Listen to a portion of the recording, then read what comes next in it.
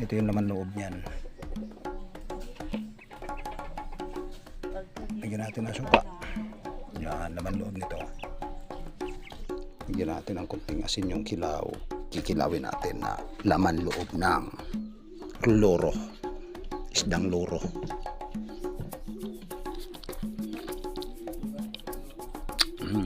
Lam-lam.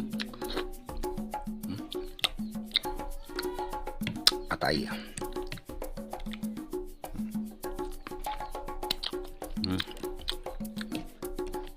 Atay ng buyos. Loro. Purong-purong suka. Masarap. Manamis-tamis.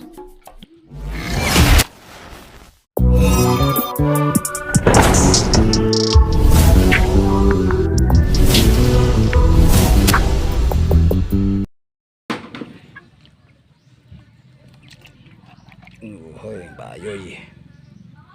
Magabayoy tayo mga idol. Mga isdang bato.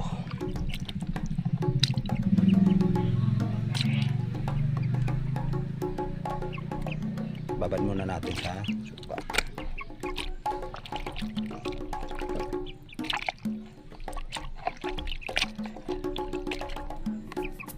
Suka yan guys, puro suka.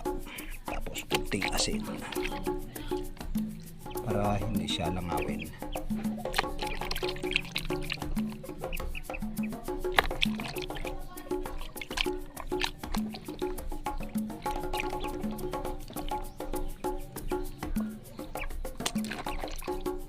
Pakas or bayoy.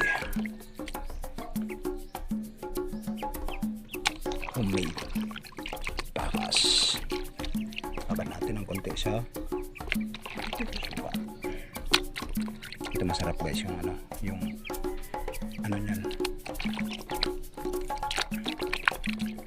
Yung laman loob na kinilaw.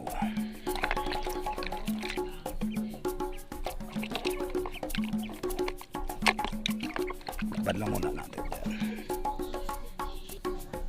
Ito yung laman loob niyan.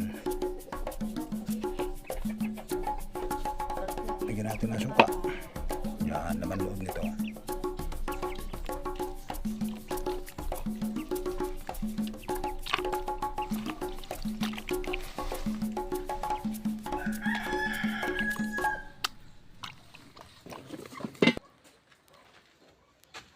Alam nyo ba guys kung ano yan? Yan yung suka guys mga idol dito sa Sibuyan. Sukang rumblon, purong tuba. So sasandok tayo dyan.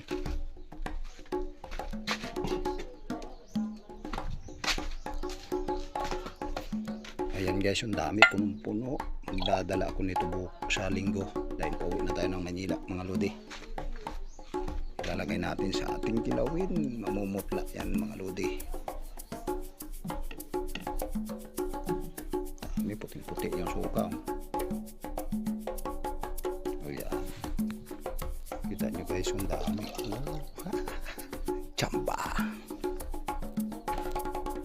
Bigyan natin ng konting asin yung kilaw. Kikilawin natin na laman loob ng loro. Isdang loro. Yan na guys. Ang sarap nito guys.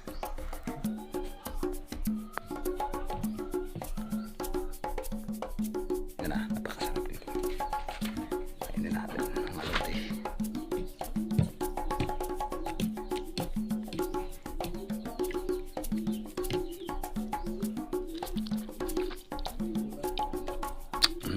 Lam-lam.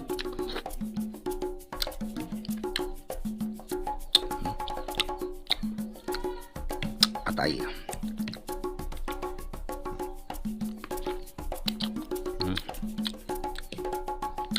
Atay ng buyos. Loro. Purong-purong suka. Masarap. Manamis-tamis.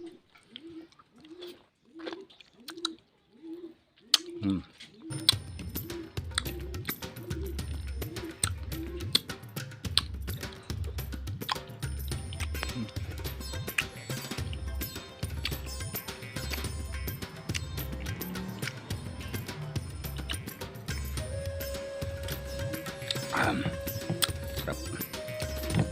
Ano, puting-puti yung atay niya. Grabe. Ito yung masarap.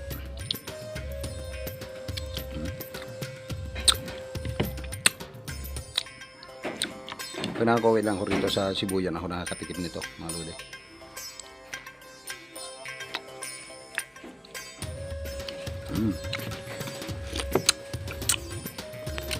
Sarap ng suka, sobrang asim.